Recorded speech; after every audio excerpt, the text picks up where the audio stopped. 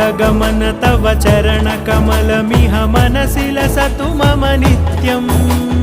गरुडगमन तव चरणकमलमिह मनसि लसतु मम नित्यम् मनसि लसतु मम नित्यम् मम तापमपाकुरु देव मम पापमपाकुरु देव मम तापमपाकुरु देव मम पापमपाकुरु देव